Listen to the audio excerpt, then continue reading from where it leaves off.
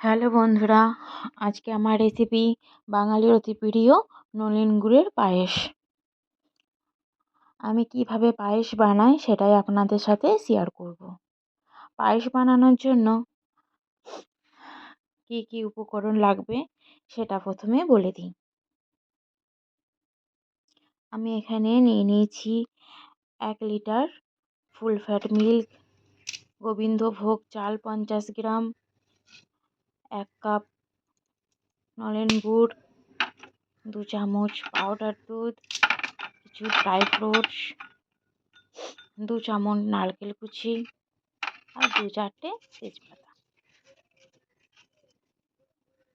প্রথমেই আমি উনুনে কড়াইটি বসিয়ে দিলাম।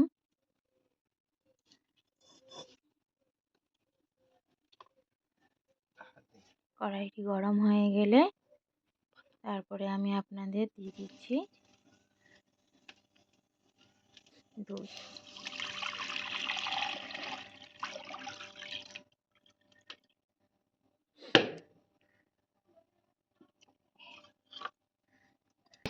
দুধটাকে ভালো করে নাড়াচাড়া করতে হবে, তা না হলে তলায় লেগে যেতে পারে। গায়ে যে সরটা থাকবে লেগে গেলে সেটা তুলতে পরে অসুবিধা হতে পারে। ওই জন্য আমি নাড়াচাড়া করেই যাব ততক্ষণ না দুধটা একটা বলক উঠছে।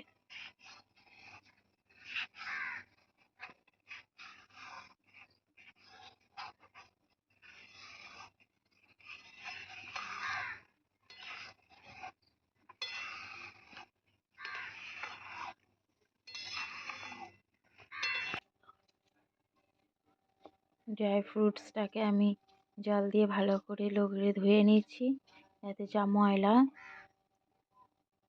থাকবে সেটা যাতে বেরিয়ে যায়। দেখুন কত ময়লা বেরিয়েছে। এটা আমি সব ফেলে দেবো পানিটা।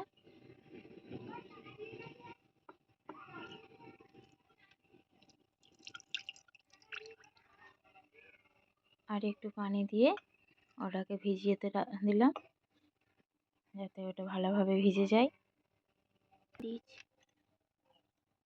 এবার যে পাউডার দুধটা আমি 2 চামচ নিয়েছিলাম,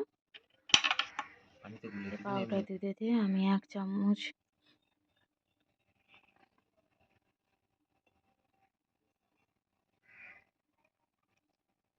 দুধ দিলাম। আর একটু দিয়ে দিই যাতে ওটা গুলতে আমার সুবিধা হয়। এটা আমি ভালো করে গুলে নেবো, যাতে পাউডার দুধে কোনো দলা না থাকে। ভালো করে আমি এটাকে গুলে নিয়েছি। এটাকে আমি এখন সাইডে রেখে দেবো।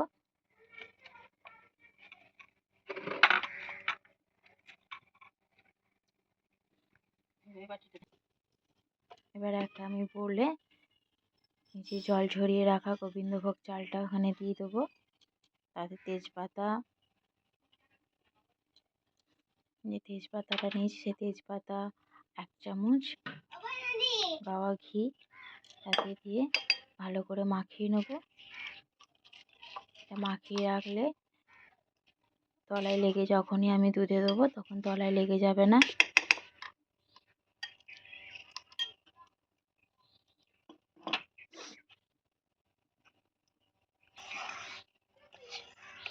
দেখুন দুধটা অনেকটা ঘন হয়ে এসেছে। যখন ঘন হয়ে আসবে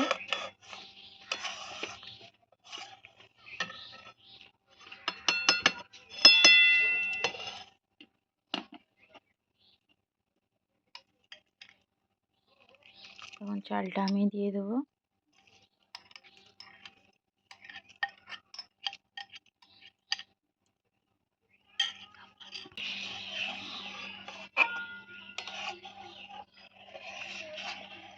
ভালো করে নাড়িয়ে দিচ্ছি যাতে তলায় লেগে না যেতে পারে।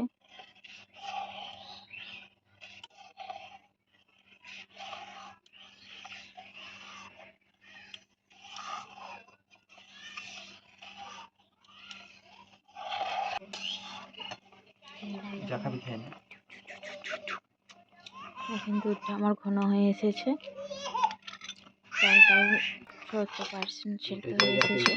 সেই সময় আমি দিয়ে দিলাম যে দুধটা আমি গুলে রেখেছিলাম, সেই দুধটা দিয়ে দিলাম। অনবরত লাড়তে থাকবো। দেখুন 70% আমার কেমন হয়ে এসেছে বুঝতে পারছেন আপনারা। বোঝার জন্য আমি হাতে নিয়ে দেখিয়ে দিলাম। এরকম অবস্থায় নারকেল কুচিটা আমি দিয়ে দিলাম।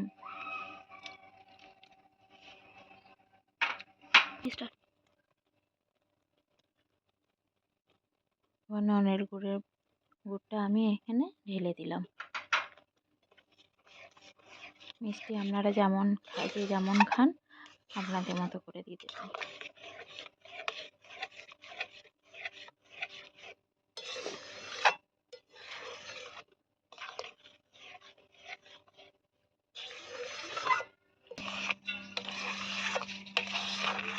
এখানে ময়দা ঘন হয়ে এসেছে। আমার পায়েসটা এমন অবস্থায় তৈরি হয়ে গেছে। এবার পায়েসটাকে আমি নামিয়ে রাখবো।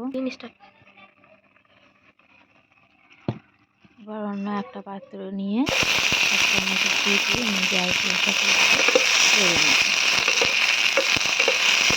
আপনারা আগে যদি ড্রাই ফ্রুটটা পায়েসে দিয়ে দেন তাহলে যে কিশমিশে টকা ভাব আছে তাতে দুধটা ফেটে যেতে পারে। ওই জন্য আমি নামানোর পরে ড্রাই ফ্রুটগুলো উপরে দিয়ে দিলাম। একটু নাড়িয়ে ছাড়িয়ে আমার রেডি হয়ে গেল নলেন গুড়ের পায়েস।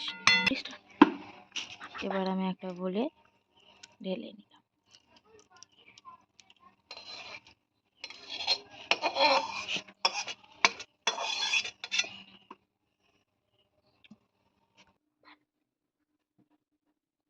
আজকে আমার এই পর্যন্তই। ভালো লাগলে লাইক শেয়ার এবং কমেন্ট করবেন। কেমন লাগলো আপনাদের এগুলো জানাবেন।